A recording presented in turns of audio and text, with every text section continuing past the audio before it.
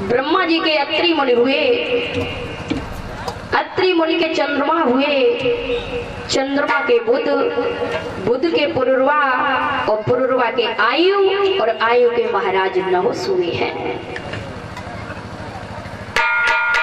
जो ये महाराज नहुस थे, इन्होंने जब अपने इंद्रासन को कब्जे में कर लिया 100 अश्वमेध यज्ञ करने के बाद,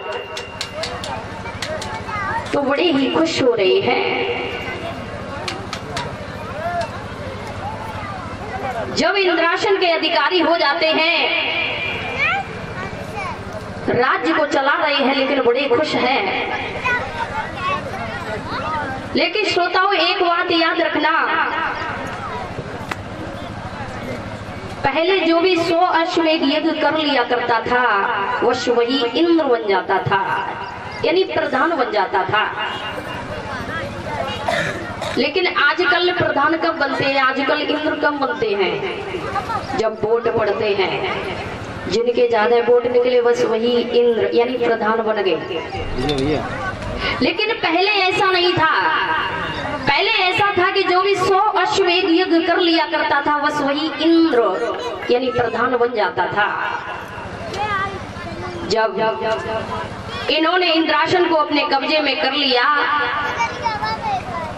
एक दिन महाराज नहुस देवराज इंद्र की राजधानी में घूमने के लिए चले हैं, तो क्या देखा कि देवराज इंद्र की पत्नी इंद्राणी अट्टा पर खड़ी होकर के केसों को सुखा रही है। आहा, क्या देखा?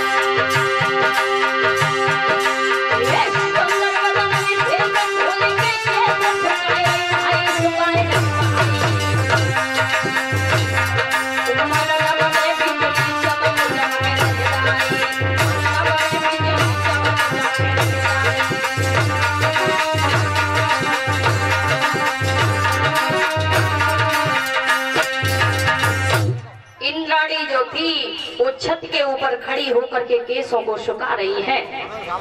और जो इधर राजा नहुस ने देखा, तो राजा नहुस ऊपर देखे हंसने लगे। राजा नहुस हंसे तो उधर इंद्राणी भी हंसने लगी। और इंद्राणी काहे के लिए हंसी? वे तो जासो हंसी के देखे, अब जेऊ नई राजा बनी है, देखे कैसो राजा कब तक चलाएंगे। वे तो जासो हंसी। और ये क्यों हंसे? राजा नहुस जासो हंसे कि मुझे ऐसा लगता है ये मेरे ऊपर आशिक हो गई, ये मुझे चाहती है।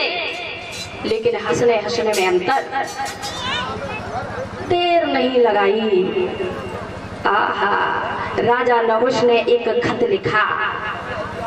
उस खत में लिख दिया कि हे इंद्राणी, अगर आपको मेरे शासन में रहना है तो हमसे मिलना होगा।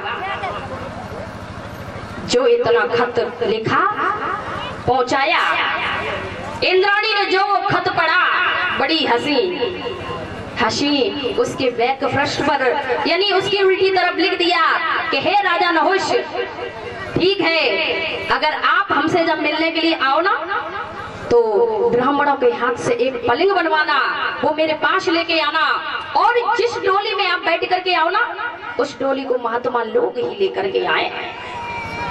इतना खत लिखा।